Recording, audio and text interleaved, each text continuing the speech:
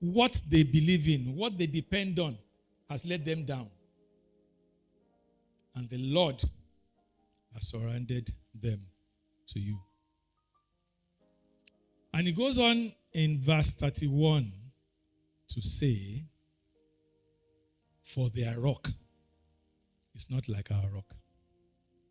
Their rock sold them because their rock is not like our rock. And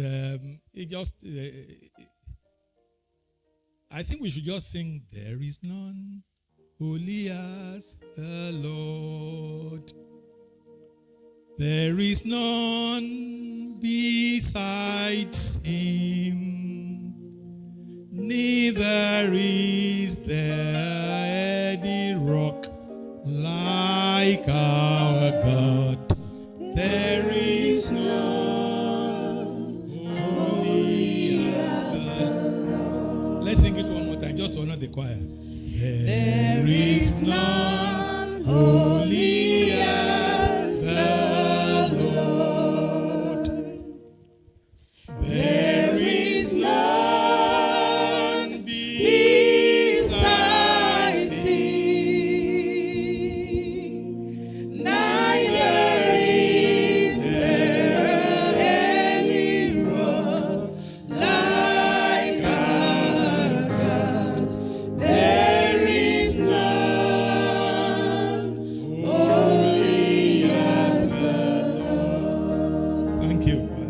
So their rock let them down, but there is no rock like ours. Please, let's take time to note a word in that song. There is none besides, not beside.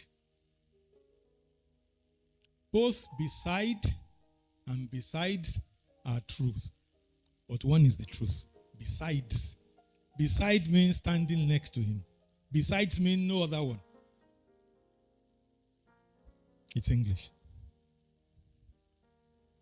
So, these are expressions of synergy. All these verses I have read, they are expressions of synergy in which one chases 1,000, which by simple arithmetical progression, 2 should chase 2,000. 3 should chase 3,000. But in this case, 2 is chasing 10,000. Those who study mathematics will be talking now about logarithms and exponents and all that. I'll spare you. So alignment produces synergy. In fact, synergy demands alignment. Whenever there's no alignment, there can't be synergy. But now the important thing which we need to understand as children of God is that it might be relatively easy for 2 people to be aligned.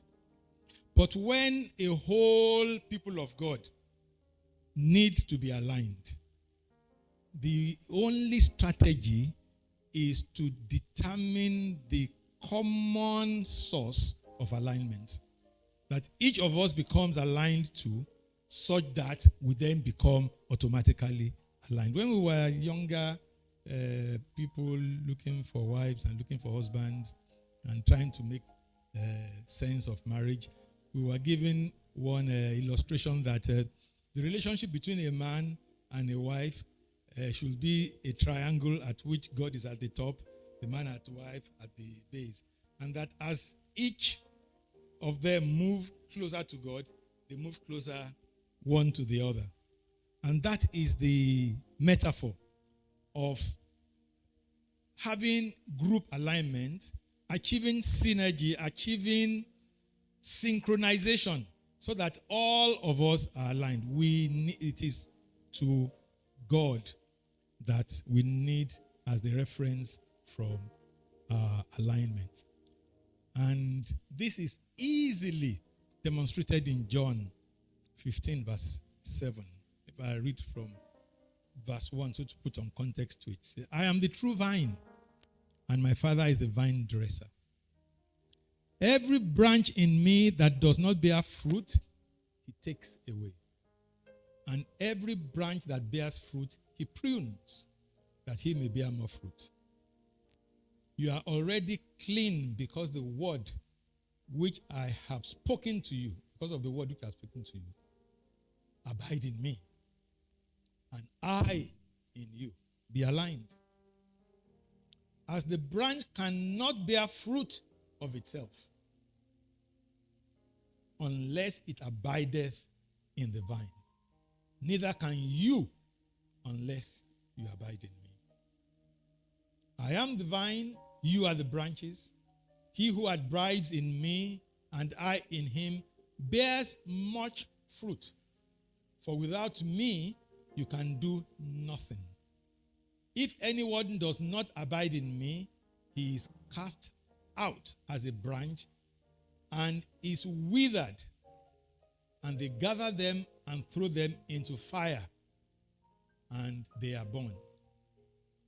If you abide in me, and my words abide in you, you will ask what you desire, and it shall be done for you. That's the power of alignment. If you abide in me, and my words abide in you, you will ask what you desire, and it shall be done for you. By this, my Father is glorified, that you bear much fruit, so you will be my disciples. The implication here is that alignment in our desire with the desire of God produces results. And it goes without saying, if we are aligned to him, if we abide in him and his words abide in us, we are not even likely to ask things outside his will. So we are guaranteed that whatever we ask will come to pass. And that's why it says, if you abide in me and my words abide in you, you will ask whatever you desire, and it shall be done. Then in Philippians 3, from about 1 to 11, let me not read the whole thing, but let me read from about verse 7. But what things were gain to me, these I have counted loss for Christ. Yet indeed I also count all these things loss for the excellence of the knowledge of Christ Jesus my Lord, for whom I have suffered the loss of all things, and count them as rubbish, that I may gain Christ and be found in him,